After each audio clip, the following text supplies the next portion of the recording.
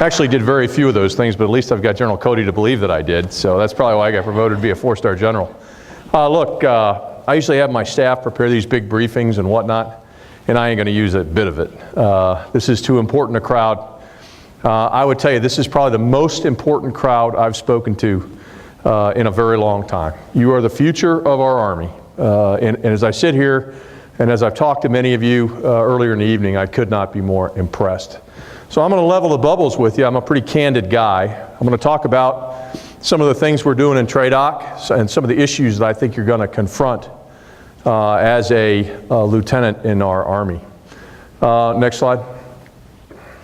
Look, what does TRADOC do? Training and doctrine, obviously, right? All the doctrine, the training, force development, run a school system, puts about 500,000 to 600,000 soldiers, depending on how you count distance learning, through a year. And essentially, I run that entire enterprise. Responsible for recruiting command, taking young Americans who are civilians, making them soldiers. I own basic training. I own AIT, and essentially cadet command as well. Let me talk to you a little bit about what kind of soldiers are coming in today's Army. And I can tell you that they are a pretty remarkable group we're getting today.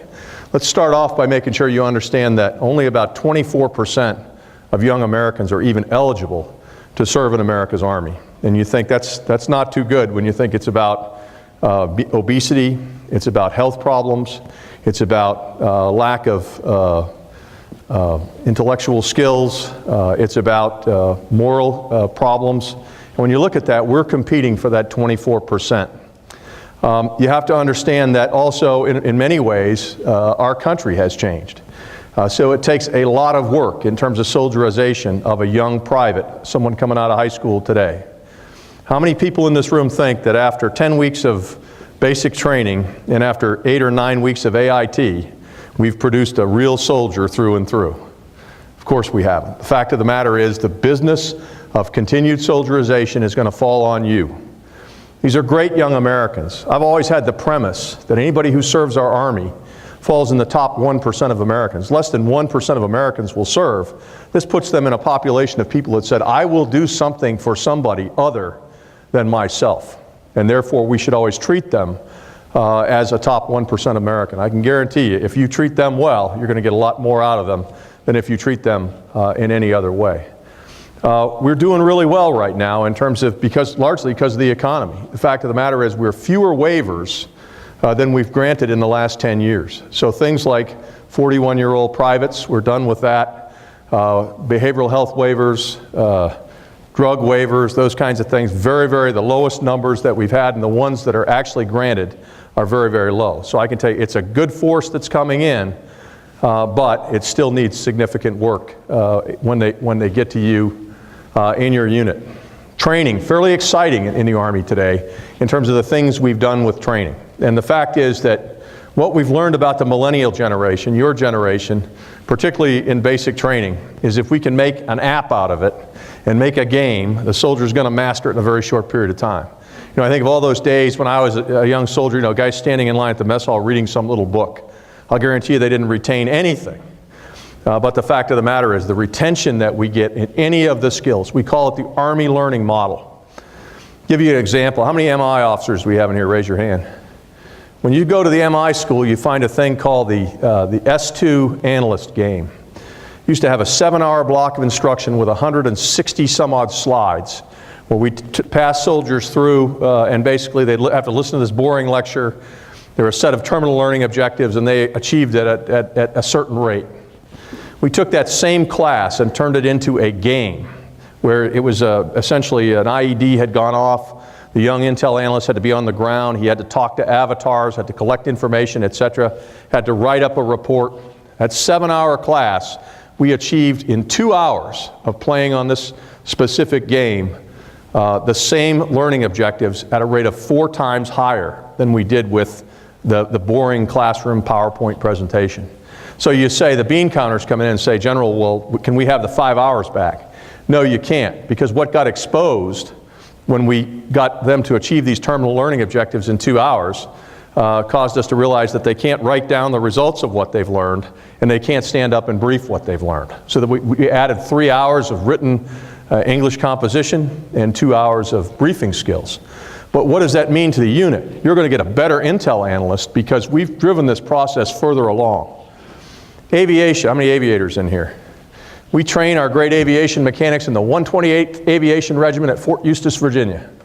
And I would tell you that if you were to walk in there, you'd be stunned at the level of automation that you'd find in simulation that you find in training a mechanic today.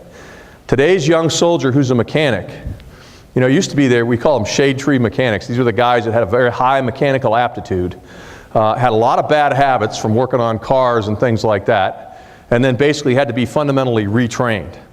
And in aviation maintenance, it's all about procedure, it's all about following certain checklists and logic trees, etc.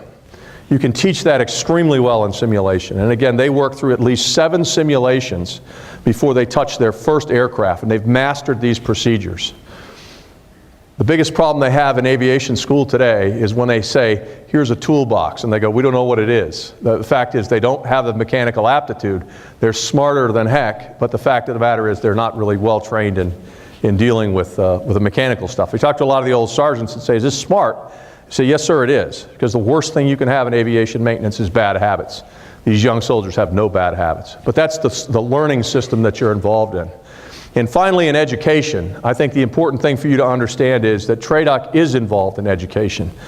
The fact of the matter is you'll all be college graduates by the time you reach our schools, and you need to be treated like this is a postgraduate experience.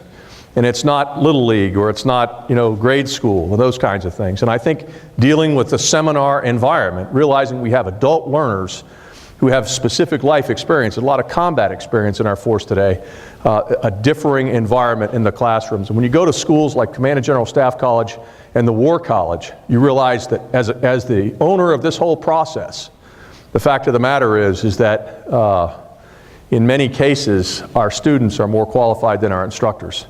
And we recognize that fact. And when you have that situation in a classroom, in the business of warfighting, you got to take advantage of it in a seminar type environment. Next slide. I want to talk a little bit about what TRADOC does in terms of structuring units. And you're going to be facing a changing Army when you come into it. And the first big discussion is going to be basically the restructuring of the brigades. And we're doing that specifically because during the war, when we were fighting a static counterinsurgency battle, it made sense because of the rotational structure and the demands on the ground to restructure our force to the point that it had 2 maneuver battalions. It had a RNS squadron. We took the engineers and consolidated them at a higher level, but we made changes to that organization that made it tailor-made for a counterinsurgency. But when you think about future contingencies, Korea, Iran, Syria, do you really want to go into a situation without 3 maneuver units? And I can just tell you that as a Corps commander in Iraq, whenever I'd land at one of the brigade commanders, the first thing they'd argue with me about is, sir, if you could just give me one of the maneuver battalions from the brigade next to me, I would like that a lot better. Everybody loves striker brigades. Why? They have 3 maneuver battalions. Engineers, if you're ever going anywhere on the face of this earth, and you're not exactly sure what you're going to find, the first person you want there with you is an engineer. And so what we have done is basically taken the engineer battalions that we consolidated at a very high level and pushing those back into the formation. Another point I would make to you is that, you know, again, we are limited based on national plans and strategy in terms of the number of brigades that we can have. It certainly makes a lot of sense to make sure that if you can have only a certain number of brigades, the brigades that you do have a full range of capabilities to meet uncertain circumstances. So there's going to be a lot of changes. You're going to hear a lot of grousing about that. You're going to hear a lot of, hey, we just changed this. We just stood up 4th Brigade. Why are we taking it down? Well, think about why we did this. We didn't need big, powerful brigades. They were landowners in Iraq and Afghanistan. They stayed relatively static in the same place for a continued period of time. When you think about those contingencies in which and so we needed a certain number of them to feed the R4Gen cycle. So we went from 32 brigades to 45 brigades. So now we want to go back, so it made a lot of sense because you had to rotate that number to have enough brigades to get guys the dwell that they needed. Now we're going to go back from 45 to 32 brigades. So guess where those brigades are likely to come from? Guess which ones are likely to go away? Probably the ones that are stood up. And I will tell you, one of the challenges we're having with this is that everybody, Congress votes, we're going to go from 570,000 to 490,000 soldiers. And then they say, okay, but we're going to do it in your district. And it's like, no, that's not such a good idea. So we're struggling right now with getting the authorities, and the Army leadership is out on the road right now trying to listen to town hall meetings and get the arguments fundamentally that are behind the drawdown of specific brigades and battalions in specific locations. It's critical, though, that we match our forces to the strategic environment. Many of you know, and I'll lay this out, we have a national security strategy, you have defense planning guidance. From that comes a role for our United States Army. And our United States Army has 10 fundamental missions that have been given to it by the Department of Defense and the National Command Authority. So the next question you have to have is, how will the Army do those missions? And these things are called operational concepts. And we write these operational concepts that says what the Army must do and how the Army must do it. And from there we design organizations that can achieve those objectives. And again, this is a process that has to be tied together from end to end. And after you design the organizations, you have to decide the kind of equipment that you need to accomplish that. And that ultimately drives science and technology. And we have been, as we look at the future, through a series of drills that have discussed basically the best way ahead in terms of what our force is going to look like. We are facing a fundamental challenge right now, and many of you have heard about it and read about it.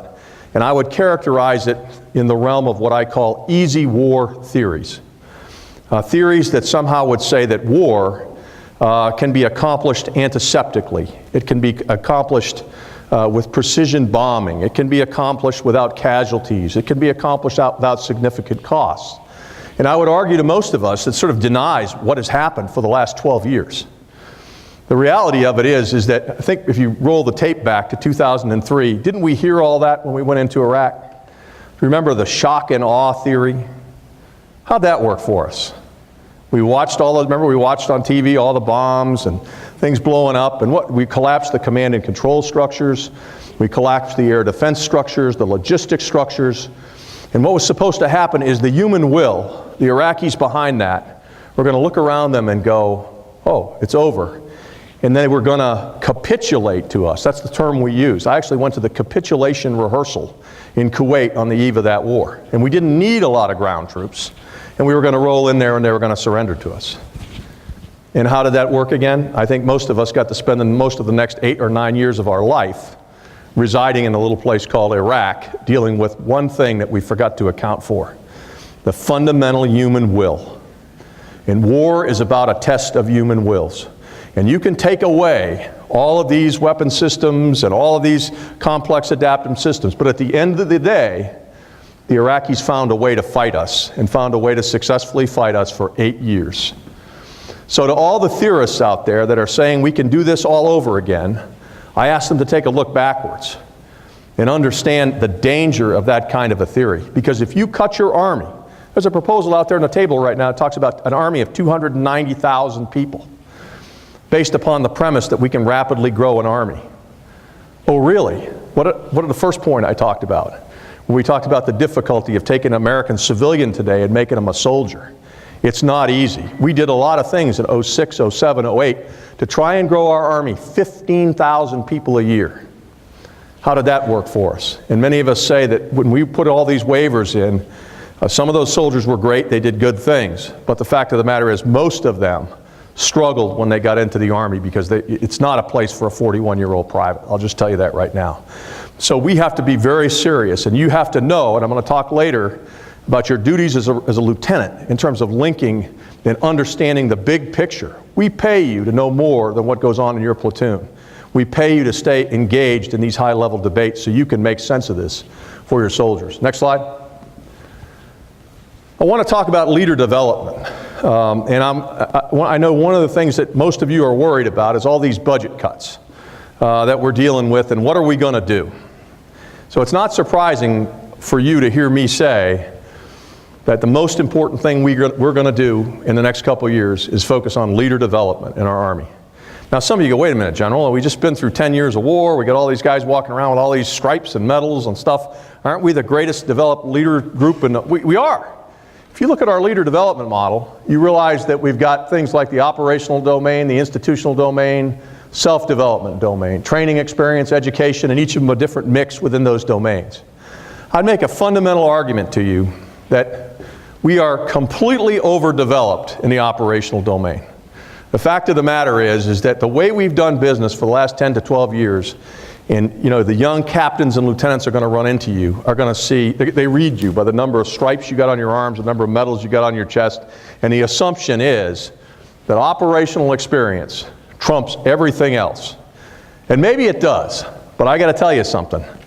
In 14, with Afghanistan closing down, if we don't restore a model that's balanced based upon the institution, based upon self-development, and based upon operations, then how are we going to develop leaders?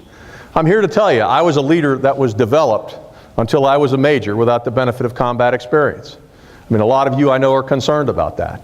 But the fact of the matter is we have a tried and tested model of combining the operational, self-development, and institutional domain. And we've got to bring back emphasis on the basics of leader development. Now, we've worked this hard in recent years, and I'll tell you, General Odierno will roll out a new leader development strategy at the end of May in a speech at NDU.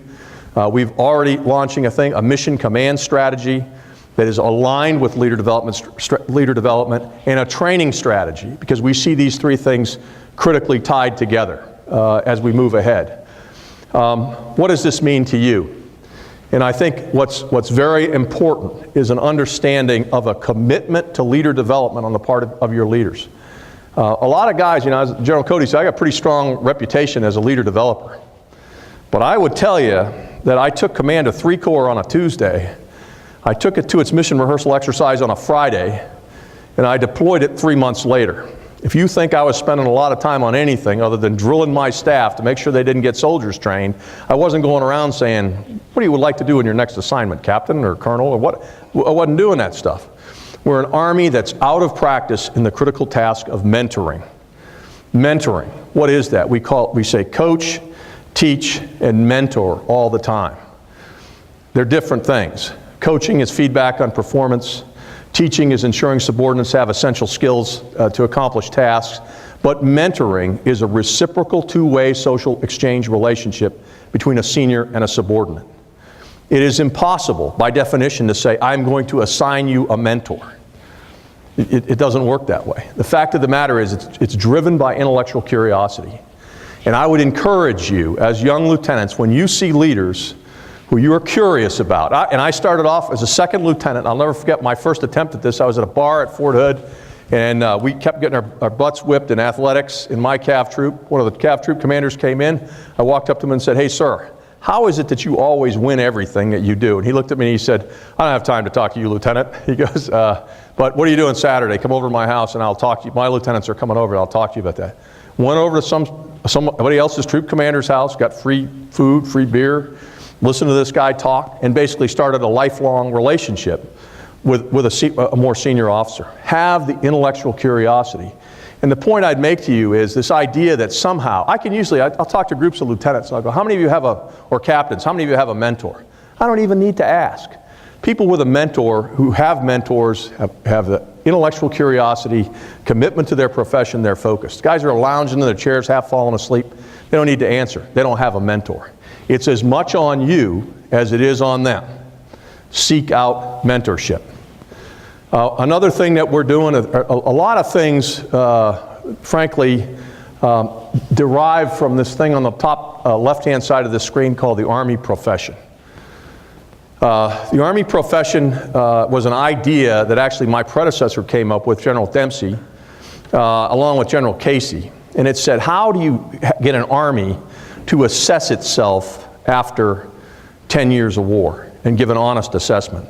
The previous example of this was General Westmoreland in 1970. And essentially it was a top-driven assessment. And so we decided it would be better to simply ask a question. of the force and let that lead from one thing to the next. The question was, do you think being in the United States Army is a profession? And of course, everybody comes back, 90-95%, yeah, of course it's a profession. And then the next question we ask is, okay, what does that mean? What does being a profession mean? And they did a great job. You know, it's a unique body of professional knowledge, standards of certification, trust within the profession, trust outside the profession, discipline, standards of discipline, and they lay it all out. So then we've got that, then we go out and start to do another survey, you know, again, about 40,000 people involved in all of this, and then ask the question, well, how do you think we're doing? And that's when they blew the doors off. Basically, the force self-critiqued itself and said, unique body of professional knowledge. Hell, TRADOC hasn't published a manual in 16 years. You know, most of our professional knowledge we can find on the internet because we have contractors writing doctrine in TRADOC. Well, how can you do that? Can you imagine the AMA asking contractors to come write medical journals? Who writes medical journals? The doctors with the hottest hand, the best researchers, the people who are most respected in the field. So we changed all of that in TRADOC, and this last October published the top 30 manuals in the United States Army, the first time we'd ever released a comprehensive set of reinforcing manuals that talked about things like leader development and mission command and training and tied those three subjects together in an integral manner. Things like standards of discipline. And again, having soldiers say, my units are not enforcing discipline at the point of attack. And you start asking, well, why aren't you doing that? Well, you know, when we were trying to get 90% of our brigade to get to Iraq, we kind of turned a blind eye. And so you start to unpack all this stuff. You get to the issue of certification and saying, do we certify leaders? You know, we had 35,000 NCOs we've promoted to a higher grade than they have the appropriate level of education. We used to have very rigid standards in our Army of select, train, and promote. We got into a war and said, no, we got to get more guys promoted. Can we be a profession that we're giving people rank and they haven't had the schools necessary? No, we can't. This Army profession thing gives us guideposts. And if you read this document and understand it, and understand what the force says, you'll have a pretty good understanding of the higher levels which we're taking our Army. The final point I'd make on the Army profession is, and this is something that I think really resonates well with serving officers. The toughest decision you're going to have to make as an officer is to make a decision that you know is going to cost your soldiers some lives, that there's going to be a significant enough risk that people are going to lose their lives. You're going to make decisions about civilian casualties, you're going to make decisions about collateral damage, you're going to make decisions about killing enemy combatants, and you're going to make decisions about putting your soldiers in harm's way. When the moment comes, you have to make those decisions. There's no calling, you know, getting on your iPad. There's no calling anybody back home. You know, you have to make those decisions. You either have it or you don't. And you will live with that decision the rest of your life. That's what being an officer is about, and that's what being a professional is about. There's no way around it. I would argue that for a period of time in our Army, when budgets get tight, and there's a lot of pressure on us to do a lot of things, we start to stop being members of the Army profession and becoming professional bureaucrats. And start talking, I actually at one point in my career was told, really, you'll be assessed as a commander based upon the statistical footprint that your unit generates. All of the statistics like AWOLs and urinalysis and Class 9 turn-in rates, etc. And I'm thinking to myself, I mean, these things are important. I'm not blowing it off. But I'm telling you, the day we lose track of the fact that ultimately we make decisions about the lives of young Americans, we've lost our way as a profession. So to set conditions for an Army that you're about to come into, and many of you will not have had the opportunity to go to combat, we've clearly documented those things in the Army profession and laid those things out. And as long as we hold true to those, ask your boss. And I would argue anything that we do, it's just like mission command. Mission command is really the personification of combat leadership all the time. Do we lead soldiers differently in peacetime than we lead them in combat? And I'm telling you, if we're using different leadership and management systems than we do when we're downrange, we got a fundamental problem. I hear this a lot about the lost art of garrison leadership. What the hell is that? That's a very interesting question, because I'm a soldier that spent his whole career focused on the art of leading soldiers in combat and its applications in peacetime. And believe me, the art of leading soldiers in combat is intrusive, in-your-face, accountable leadership. So if garrison leadership is anything less than that, I'm not exactly sure, more than that or less than that, I'm not sure to account for it. I think we focus on one brand of leadership. That's what our doctrine says. That's what 6.0 is all about. Next slide. A little bit about sequestration. And I know that many of you are worried about that. What's it going to mean to our force? Well, the first thing I'm going to tell you is, and I'm going to give you I'm not an unrealistic person, but I'll tell you, our Army has been on such an op-tempo for the last 12 years. There's a lot of things we haven't focused on. Things like leader development that I just talked about. When you slow the train down, believe me, there'll be more opportunities for junior leaders to exercise initiative and to focus on the basics and fundamentals. That's painful when you're used to an exciting existence of constantly doing things externally imposed upon you in many cases. This is going to be a change. But slowing things down is going to give you as a junior leader a bigger say in how things are done. I would tell you, getting back to my discussion of training doctrine and mission command doctrine, training is commander's business. The art of training, developing training doing an assessment, developing training objectives, designing a training event, exercising that event is truly exciting business. It's the moral responsibility of commanders to prepare their soldiers for war. During the height of the war, what we did essentially was, because we were in such a hurry, we contracted a lot of that out. And essentially each of the divisions had a model where he kind of told the battalion commander, brigade commander, don't worry about that. You just do these things, and then you go down range and you'll be in charge of your unit. So it wasn't uncommon for a battalion or brigade commander to show up at the National Training Center and say to me, well, sir, what are you going to train my unit on? This is a fundamental violation of our training doctrine. That's not how we do things. The art of being an officer, the art of being a leader is about designing training programs. So I would argue that as we go back to a slower op tempo and slower number of training events, that officers have to take control of this training process. And that's fundamentally what we're trying to get after. Sequestration, again, is, for instance, in my command, is about 20% of my overall budget.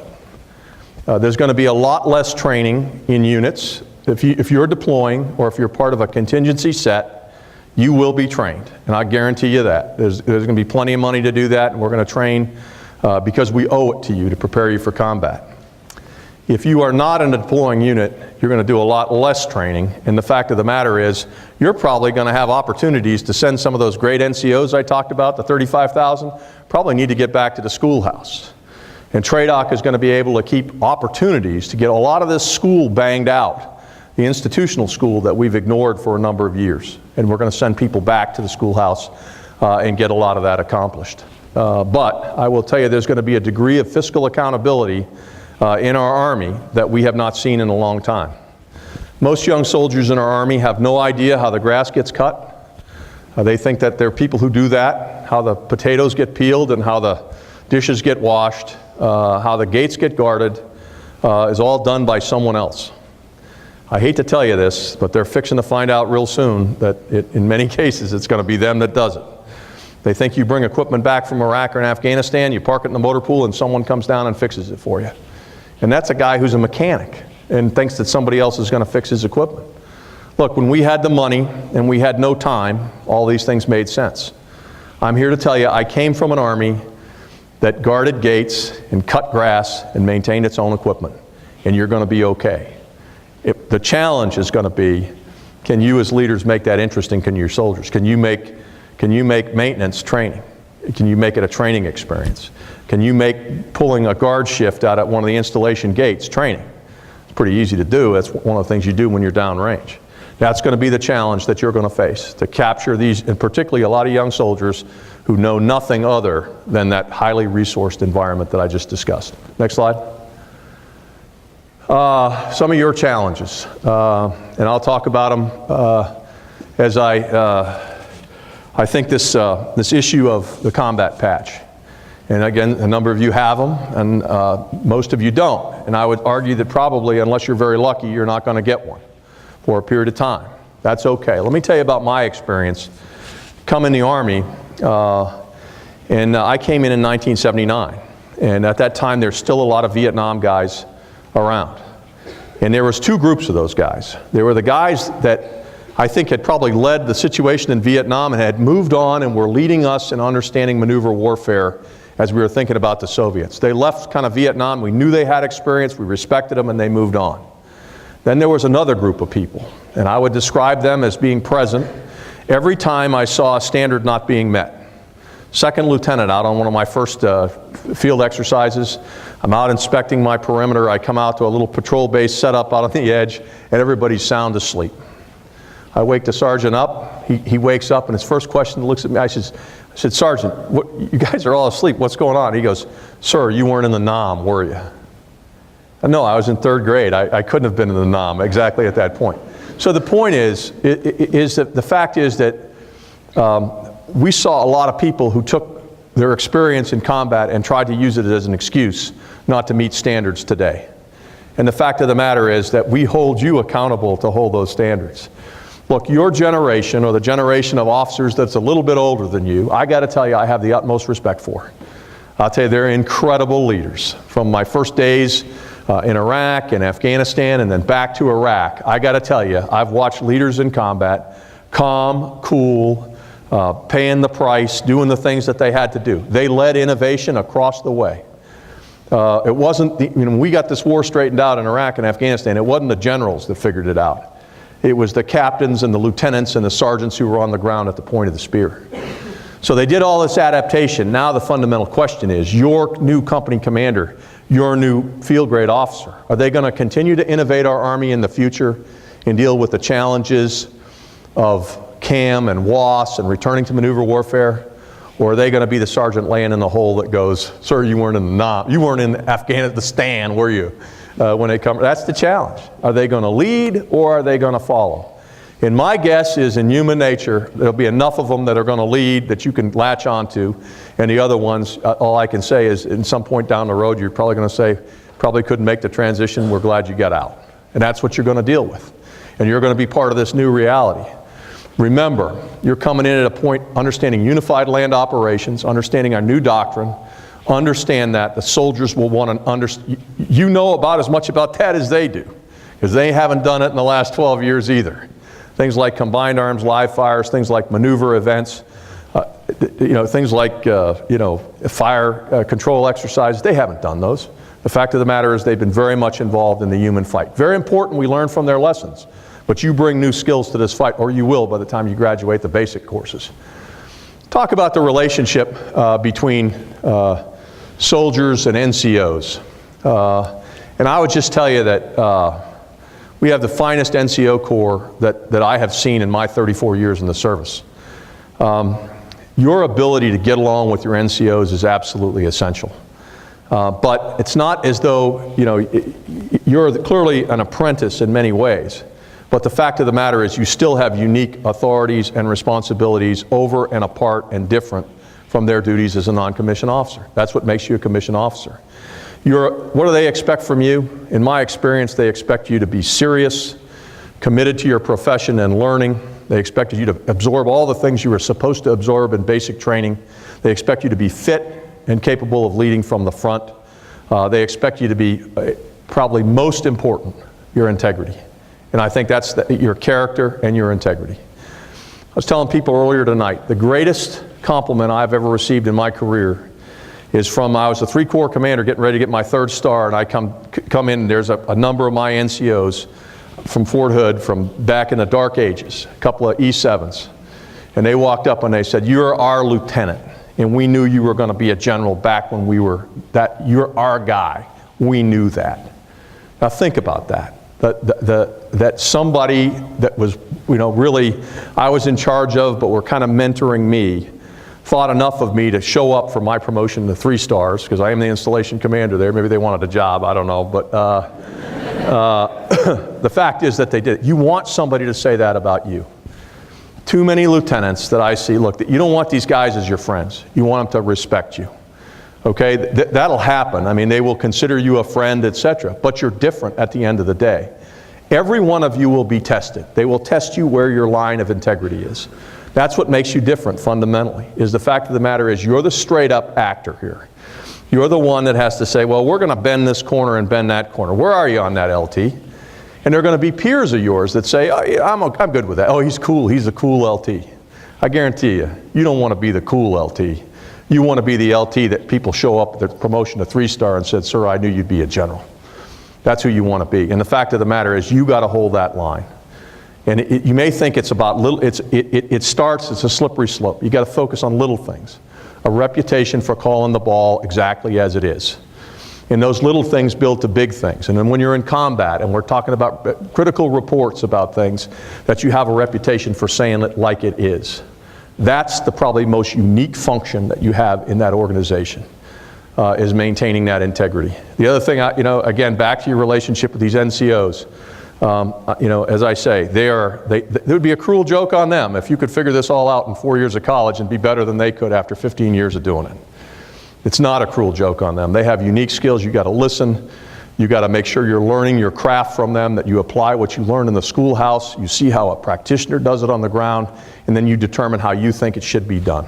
And then that's the standard by which you live by. And I would just say that's absolutely essential in the things that you do. As I say, what makes you special? Clearly, your integrity. And that's the biggest message I could give you, is your integrity. The second thing, I think, is your linkage to understanding the big picture. You don't want to be one of the boys. I mean, you got all these privates down there that don't understand what's happening in higher headquarters and why it happens. Loyalty, in many ways, is understanding the big picture and being able to communicate that to your soldiers in terms of why do we think that the Army changed this policy?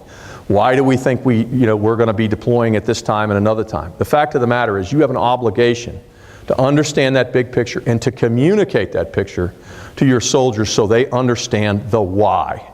What I'm convinced of is soldiers will do what they're told because you told them to do it, but in most cases, thinking, rational volunteers for our Army, if you as a commander can give an explanation. I mean, this is what Mission Command is about. I mean, a lot of people think Mission Command is a little intent, left and right limits, move out. No, it's not. It's hours and hours of intensive preparation and making sure our soldiers understand the who, what, when, where, why of the mission, the deeper compelling reasons that are behind it, so that when cut off from orders, they can act because they've listened to you enough. Talk about why things are important in the way ahead. But that linkage, I think, is really what distinguishes the best lieutenants that I've seen. And again, tying that organization. When you go down to an organization and you see it doesn't really seem to understand its place in the larger organization, I look right to the lieutenant and the captain and say, why are they not connected vertically back into this organization? I think that's absolutely essential. Let me stop here and take your questions.